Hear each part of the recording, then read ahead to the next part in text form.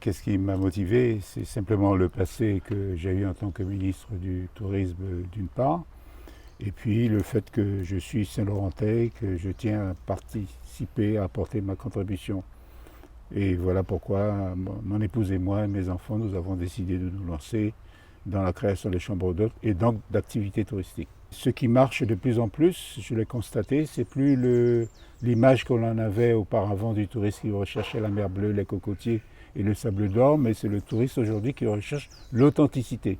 Et quand on parle d'authenticité, eh bien, c'est la mise en valeur des communautés, de leur identité, de leur culture, de leur tradition.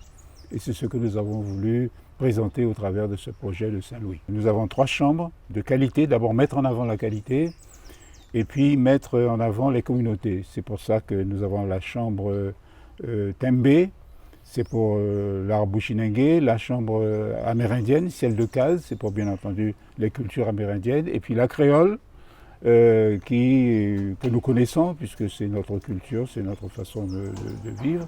Et hier, dans mon discours, j'ai précisé que lorsque je dis la créole, j'inclus aussi à la fois les Européens, voire les Chinois, parce que nous avons eu beaucoup d'anamites à un certain moment donné dans cette partie de Saint-Laurent.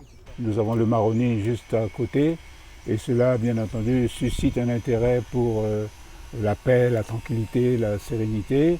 On est un peu en dehors de Saint-Laurent-du-Maroni. Et puis la qualité. La qualité, c'est se dire, bon, il faut offrir quelque chose de bien aux touristes. Celui qui paye cher mais qui a envie d'être bien doit trouver sa place ici. Et j'espère qu'au travers de ce que nous proposons, nous servirons de référence pour pouvoir élever la gamme d'une façon générale sur Saint-Laurent-du-Maroni et permettre en même temps que des touristes s'intéressent davantage à notre ville. Je pense que nous allons contribuer au développement économique de Saint-Laurent, parce que qui dit tourisme dit bien entendu clients qui arrivent, donc de l'argent qui circule, la création d'activités et bien entendu des emplois qui seront créés. Mais j'ai voulu, mon épouse et moi, mettre une gamme au-dessus, la qualité, ce qui permet d'offrir autre chose, et surtout le fait d'asseoir notre vision sur des communautés, c'est mettre en avant notre culture, notre patrimoine, les talents des uns et des autres. C'est riche chez nous, la diversité, et c'est un atout formidable que j'estime que nous ne mettons pas suffisamment en avant.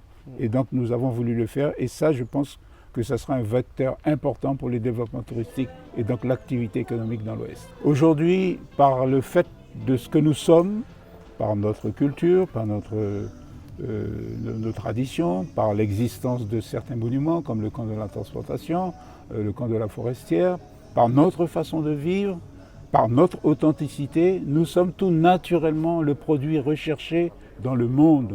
Maintenant, à nous de pouvoir nous organiser pour pouvoir permettre effectivement de susciter un intérêt beaucoup plus grand et faire venir des touristes chez nous.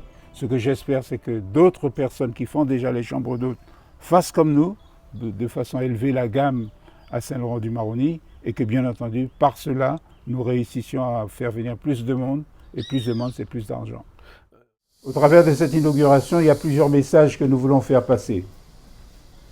D'abord, vous dire que nous avons créé tout cela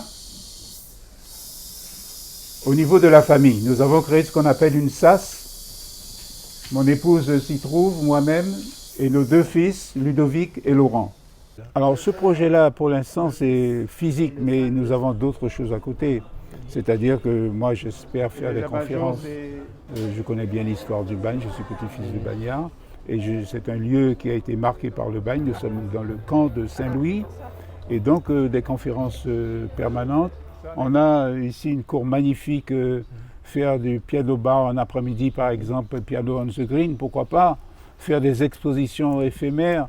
Il y a un ponton ici, et en accord avec une personne juste à côté, utiliser les moyens de transport pour pouvoir partir d'ici, que ce soit une nouvelle base de départ. Je veux en même temps montrer que par ce que je fais, les plus jeunes doivent prendre le flambeau en main pour que nous servions d'exemple et que d'autres fassent la même chose et que nous puissions avoir un produit touristique intéressant pour la Guyane, pour l'Ouest d'abord.